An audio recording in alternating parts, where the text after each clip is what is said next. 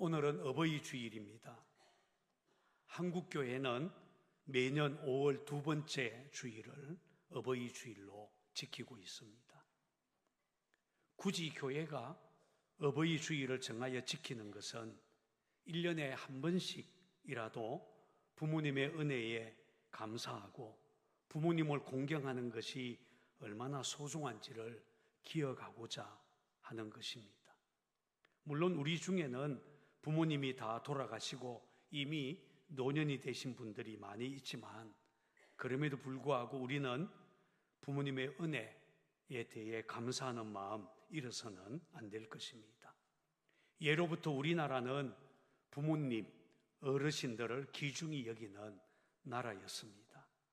미국인 선교사로 조선에 와서 선교하면서 고종 황제의 밀사 역할까지 했던 헐버터 선교사님은 이 세상에서 관습적인 노인복지가 가장 완벽한 나라가 조선이다 라고 했습니다. 또 미국 공사를 역임했던 윌리엄 프랭클린 센저는 그의 회고록에서 나의 노년을 위해 조선 땅에서 다시 태어나고 싶다라고 할 정도였습니다. 그러나 요즘 우리 시대는 노인들이 경시되고 있습니다. 초고령 사회가 되고 노인들의 숫자가 많아지면서 안타깝게도 어르신들을 공경하는 마음이 점점 사라지고 있습니다. 오래전에 유행한 우스갯소리입니다만, 시골에 계신 부모님들이 아들 집에 다니러 오셨답니다. 그리고 며칠 아들 집에 있다 보니까 자신들이 마치 천덕꾸러기 취급을 받는 것 같았습니다. 그 집에서 귀한 대접을 받는 서열 1번은 손자들이고 2번은 며느리고 3번은 아들, 4번은 파출부, 5번은 강아지, 그리고 자신들은 6번이었답니다. 부모님은 그렇게 대접받는 것이 너무 마음이 상해서 다시 시골로 내려가기로 했습니다. 그리고 냉장고에 이런 거를 써놓고 시골로 돌아갔다고 합니다. 3번아 잘 있거라, 6번은 간다. 여러분, 효도가 무엇일까요? 사전에는 부모님을 잘 섬기는 도리라고 했습니다.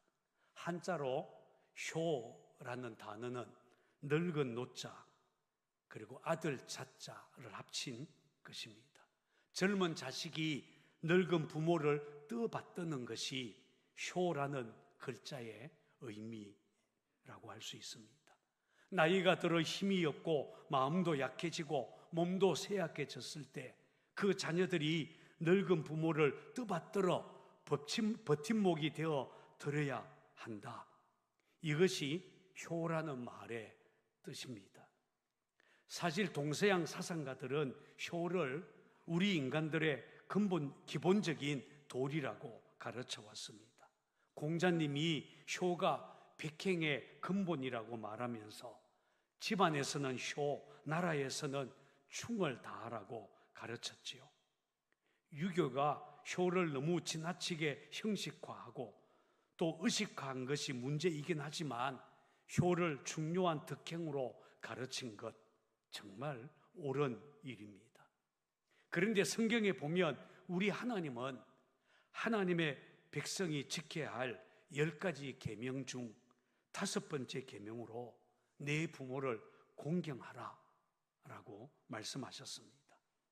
우리가 알다시피 하나님께서 모세에게 주신 십계명은 두 돌판에 나누어 기록되어 있는데, 첫 번째 돌판에는 하나님과 인간 사이의 관계를 다룬 4가지 계명, 두 번째 돌판에는 사람과 사람 사이의 관계를 다룬 6가지 계명이 기록되어 있다고 알려집니다.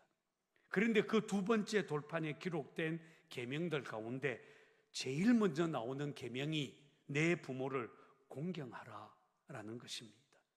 여러분, 우리가 이 땅에 태어났을 때 가장 먼저 만나고 관계를 맺는 사람이 바로 부모입니다. 이 첫 번째 관계는 한 사람의 인생에서 너무나 중요한 것이죠.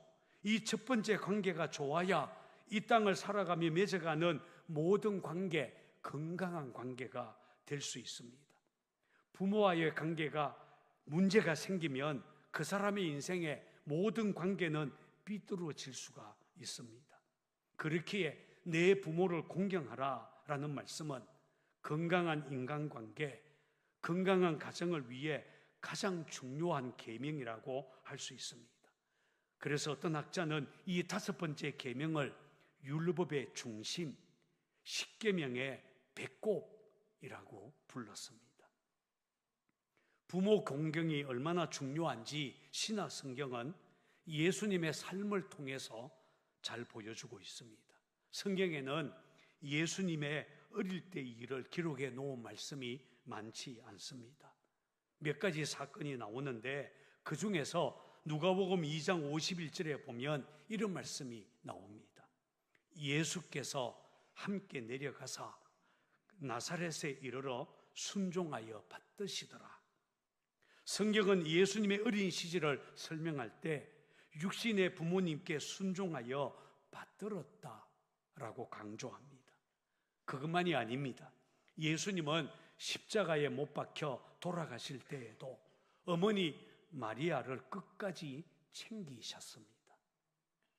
어머니와 사랑하는 제자가 곁에 서 있는 것을 보시고 예수님은 어머니에게 보소서 아들입니다 하시고는 또 그 제자에게 이르되 보라 내 어머니라 라고 했습니다. 예수님은 십자가의 그 처절한 고통 가운데서도 어머니 마리아를 사랑하는 제자 요한에게 부탁한 것입니다. 어떤 기록에 따르면 사도 요한은 예수님의 부탁대로 그때부터 마리아를 자신의 어머니로 삼고 평생 섬겼다고 하지요. 그는 60세에 에베소로 건너가서 에베소 교회 감독으로 사역하면서 마리아를 잘 섬겼습니다. 하나님은 이런 요한 사도에게 복을 주셨습니다. 그 핍박의 시대에 요한이 90세가 넘게 살 수 있었던 것은 아마 마리아를 잘 섬기도록 하나님께서 장수의 복을 주셨기 때문일 것입니다. 그렇다면 여러분, 예수 믿는 우리는 어떻게 부모님을 소중히 여기고 효도해야 하겠습니까? 오늘 우리가 읽은 본문 잠언 23장 22절에서 25절은 어떻게 부모님을 잘 섬길 수 있는지에 대해 교훈하는 말씀입니다. 자, 먼저 22절을 같이 읽겠습니다. 시작. 너를 낳은 아비에게 청종하고 내 늙은 어미를 경히 여기지 말지니라. 여기 보면 너를 낳은 아비에게 청종하라 라고 말합니다. 자녀된 우리가 부모님께 효도하는 가장 중요한 첫 번째 방법은 부모님의 말씀을 청종하는 것이라고 한 것입니다. 같이 해보겠습니다. 너를 낳은 아비에게 청종하라. 그런데 여기서 너를 낳은 아비로 번역된 히브리어 원문 레아비카 제 에렐데카라고 하는 이 구절은 내게 생명을 준 아비라고 번역하는 것이 훨씬 좋습니다. 여러분, 원래 사람의 생명은 하나님께로부터 나온 것입니다. 생명의 창조자는 우리 하나님이시죠. 그런데 오늘 본문에 보면 너희에게 생명을 준 아비라고 되어 있습니다. 하나님은 사람에게 생명을 주실 때 아버지를 통해서 주신다는 말입니다. 그래서 종교개혁자 마틴 루터는 이 땅의 모든 부모는 하나님의 대리자다라고 했습니다. 우리 부모님은 눈에 보이지 않는 하나님을 대신하는 가시적인 존재요, 우리가 하나님을 섬기듯이 이 땅에서 섬겨야 할 분이시다라는 말입니다. 따라서 하나님께서 우리를 창조하셨다, 하나님이 창조주이시다라는 것을 믿는다면 우리는 이유여하를 막론하고 창조주 하나님을 공경하듯이 부모님도 그렇게 공경해야 할 것입니다. 그러면 부모님을 공경하는 것이 구체적으로 어떤 것이겠습니까? 그것은 바로 청종하는 것입니다. 청종, 히브리어로 쉐마라는 이 말은 말 그대로 듣는다, 순종한다라는 뜻입니다. 부모님의 말씀을 존중히 여겨 기꺼이 그 말씀을 따른다는 뜻입니다. 그런데 여러분, 이거 말처럼 쉽지 않습니다. 왜냐하면 자녀들이 늙은 부모보다 훨씬 똑똑하기 때문이에요. 그럼에도 불구하고 부모님의 말씀을 소중히 여겨야 하는 이유는 하나님께서는 그 부모를 통해 자녀를 교훈하기 때문입니다. 그래서 잠언 1장 8절은 내 아들아 내 아비의 훈계를 들으며 내 어미의 법을 떠나지 말라라고 했습니다. 미국 중고등학교에서는 부모 공경을 가르칠 때 조지 워싱턴을 자주 예로 든다고 알려집니다. 원래 워싱턴은 젊었을 때 바다로 나가서 훌륭한 선장이 되는 것이 자신의 꿈이었다고 합니다. 어느 날 그는 자신의 꿈을 이루기 위해 선원이 되려고 어머니에게 작별 인사를 드리러 갔습니다. 그런데 어머니가 만류합니다. 아들을 위해 늘 기도하던 어머니는 하나님의 뜻을 먼저 생각하라 이러고 충고를 해 주었습니다. 그때 워싱턴은 엄마가 뭘 안다고 이렇게 무시할 수도 있었겠지만 그렇게 하지 않고 깊이 고민하기 시작했습니다. 선장이 되는 것, 자신이 오랫동안 꿈꿔왔던 것이지만 그렇다고 어머니 무시하고 어머님의 말씀에 불순종하는 것은 옳지 않다 이렇게 생각한 것입니다. 결국 그는 마음을 돌이킵니다. 선장이 되려고 했던 자신의 꿈을 포기했습니다. 어머니의 눈물과 내 꿈을 바꿀 수 없다 이렇게 생각한 것입니다. 여러분, 나중에 어떻게 되었는지 아십니까? 훗날 그는 선장 대신 미국의 초대 대통령이 되었습니다. 부모님의 말씀을 청종한 결과 그는 한 나라의 대통령이 될 수 있었던 것입니다. 두 번째, 자녀된 우리는 부모님을 소중히 여겨야 합니다. 오늘 본문은 늙은 어미를 경히 여기지 말라라고 말합니다. 경히 여기다, 다부져라고 하는 말은 가볍게 여긴다, 무시한다 이런 뜻을 가지고 있습니다. 여러분, 세상이 그렇습니다. 누군가가 힘있고 돈이 있을 때는 함부로 못하다가 힘 빠지고 돈 없으면 업신여깁니다. 부모님도 젊어서 힘있고 돈 있을 때는 존경하다가 나이 들어 늙고 무기력해지면 무시할 수 있어요. 더욱이 유산도 남기지 않고 오히려 빚더미를 남기게 되면 자녀들은 그 부모를 박대할 수 있습니다. 그러나 여러분, 설사 그렇다 하더라도 예수 믿는 자녀는 늙은 부모를 끝까지 공경하고 존중해야 될 분으로 받들어야 합니다. 뿌리 없는 나무가 없는 것처럼 자식 없는 사람 혹이 있을 수 있어도 부모 없는 자식은 아무도 없습니다. 부모님의 성적을 매겨서 공경할 만한 부모님이 있고 공경하지 말아야 될 부모가 있다. 성경은 그렇게 가르치지 않습니다. 부자 부모, 자녀에게 잘해주는 부모에게만 효도하라 이렇게도 가르치지 않습니다. 부모님이 혹시 부족하고 실수가 많더라도 부모님이시기에, 우리를 낳아주신 분이시기에 우리는 당연히 공경해야 한다는 것입니다. 저희 어머니는 올해 97입니다. 97세입니다. 미리 저희 어머니의 사진을 띄워주셨어요. 지난주에는 우리 자녀들과 손자, 손녀들 사진을 보여드렸는데 저희 어머니 사진입니다. 요즘 자주 어지럽다라고 말씀하시지만 그래도 건강하신 편입니다. 연세가 많아지시니까 잘 잊어버리고 깜빡깜빡 하십니다. 어버이날을 앞두고 지난 월요일에 시골 어머니께 다녀왔습니다. 아마 그때 제 아내가 어머니께 조 목사가 대상포진에 걸렸다, 그렇게 말을 했던 것 같아요. 걱정이 되시니까 어머니가 수요일날 아침에 일찍 전화하셨습니다. 몸은 괜찮나? 그렇게 물으시고는 제가 괜찮다고 하자. 그래, 너만 건강하면 됐다. 그리고는 전화를 끊으셨습니다. 그런데 조금 후에 또 전화가 왔어요.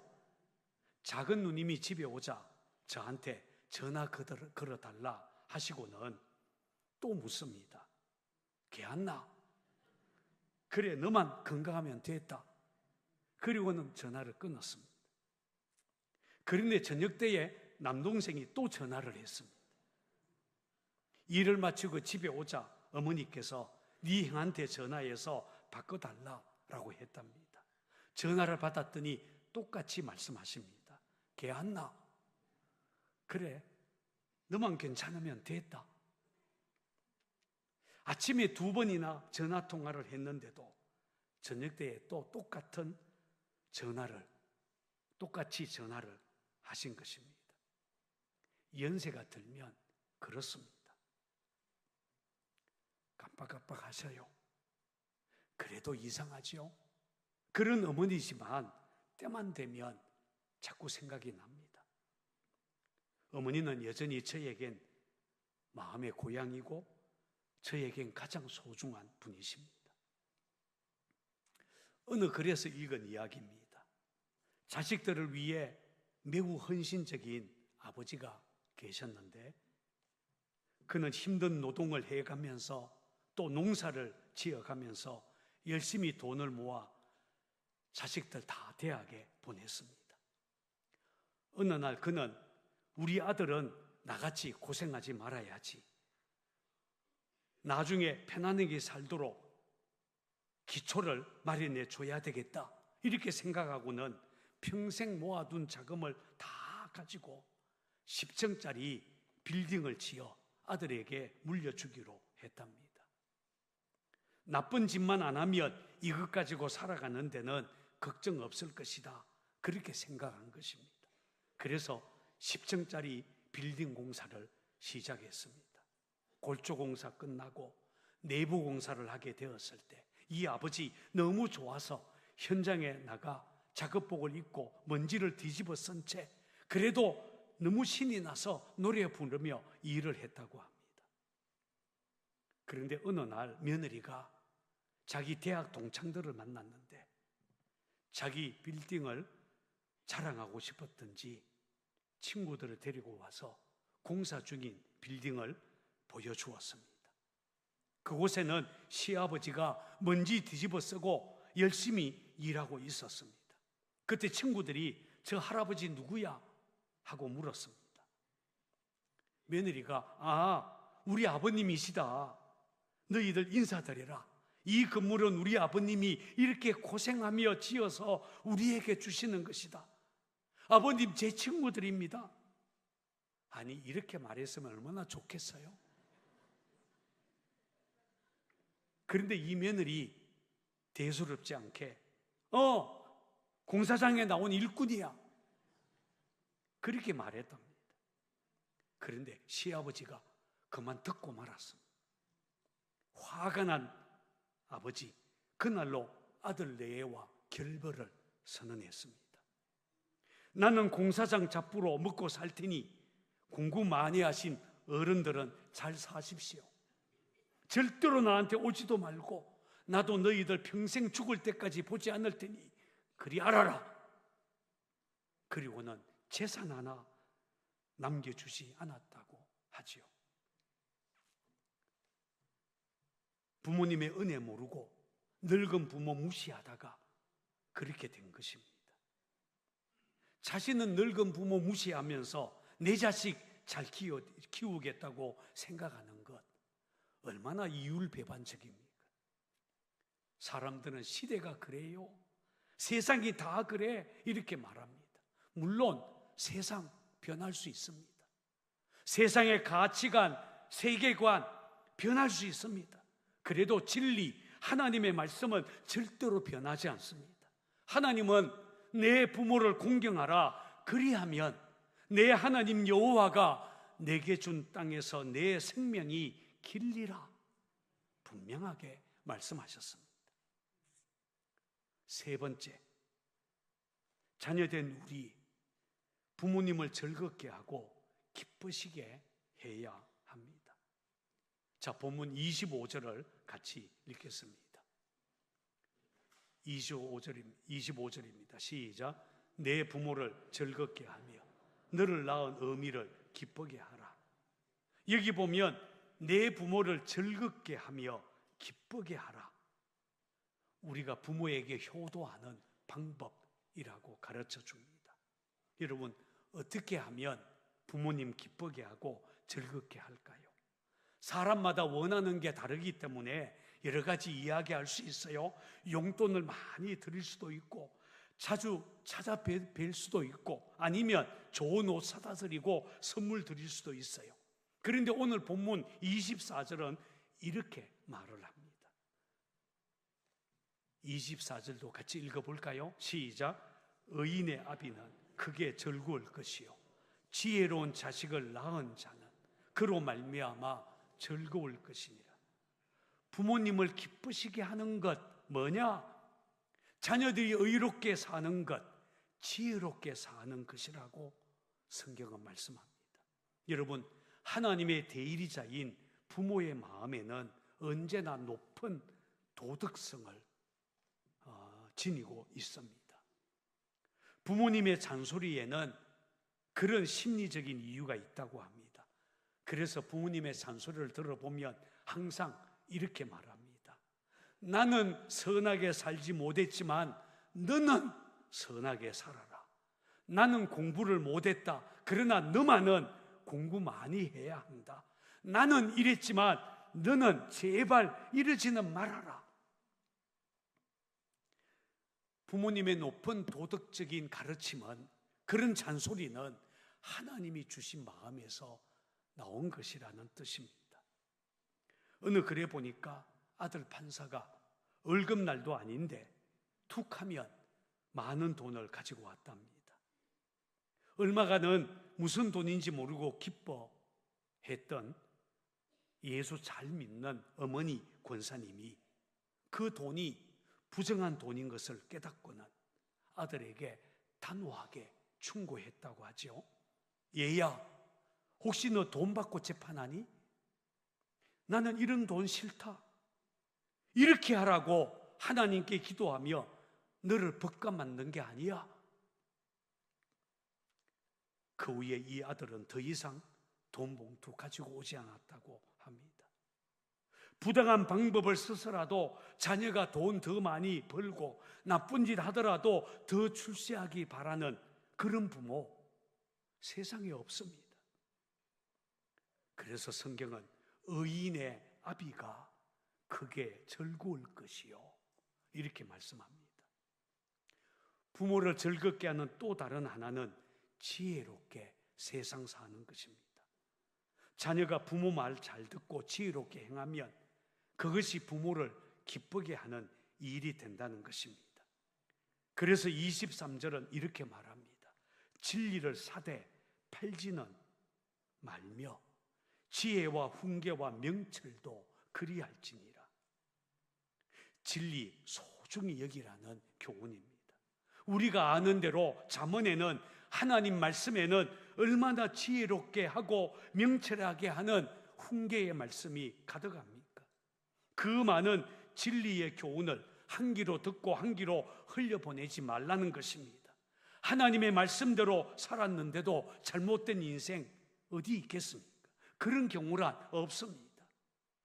믿음의 부모는 내 자녀들이 진리를 소중히 여기며 그 진리 가운데 사는 것을 볼 때 가장 기뻐하게 됩니다.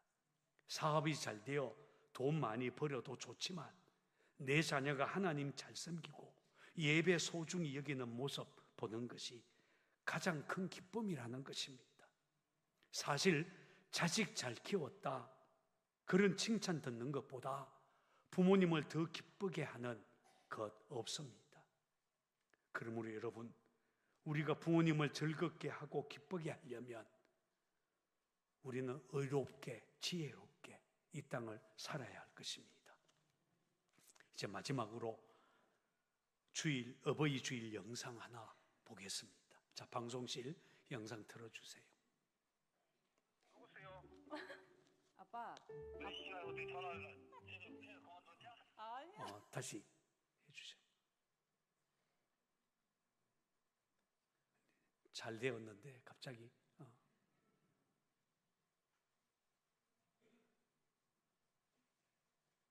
아빠. 몇 시간 어떻게 전화를 해 그만뒀냐? 아니야. 여보세요? 여보세요, 엄마, 나예요.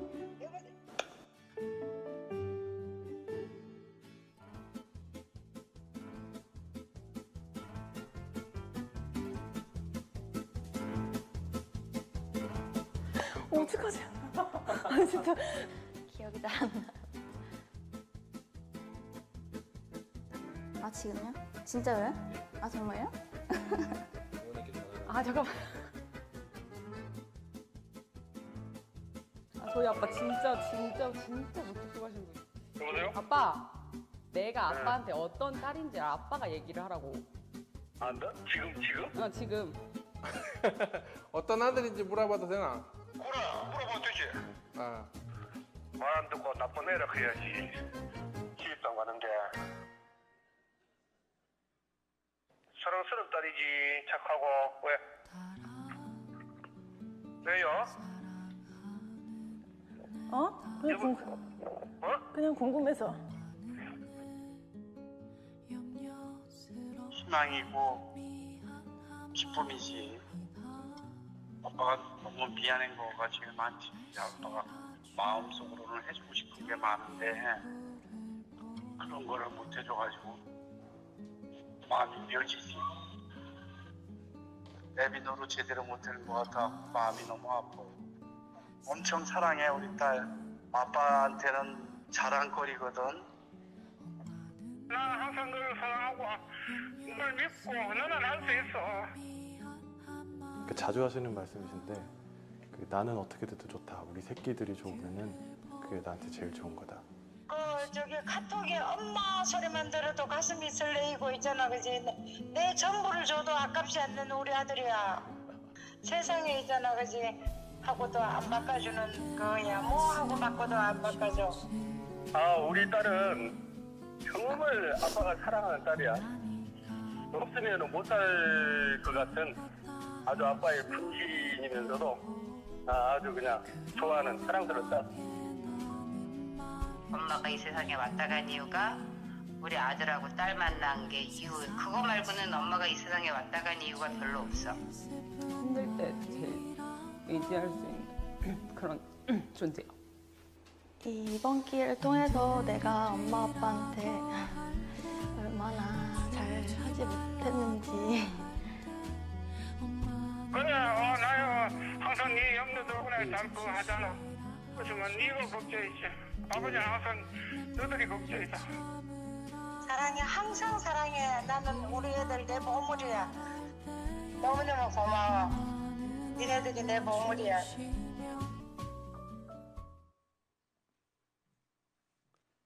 여러분, 하나님은 우리에게 소중한 부모님을 주셨습니다. 부모님을 통해 생명 주셨고 부모님의 손길과 그 사랑으로 살게 하셨습니다. 우리 부모님 자식을 위해 땀과 눈물 어떤 희생도 아끼지 않았습니다.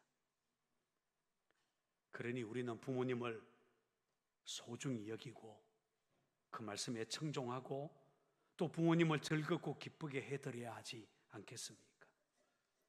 혹시 우리 중에 부모님이 이미 하늘나라로 가신 분들이 있다면 부모님이 남겨주신 아름다운 삶의 교훈 가슴에 새기고 진리 안에서 의롭고 지혜롭게 남은 삶을 살아가야 할 것입니다. 저는 우리 교회, 우리 상곡교회 성도 중에 한 사람도 늙은 부모님을 경히 여기는 사람 단 한 명도 없기를 바랍니다. 부모님 공경하십시오. 우리를 향해 너는 내 보물이다 이렇게 말씀해 주신 부모님들을 즐거워 기쁘게 해드리는 저와 여러분들이 되기를 바랍니다.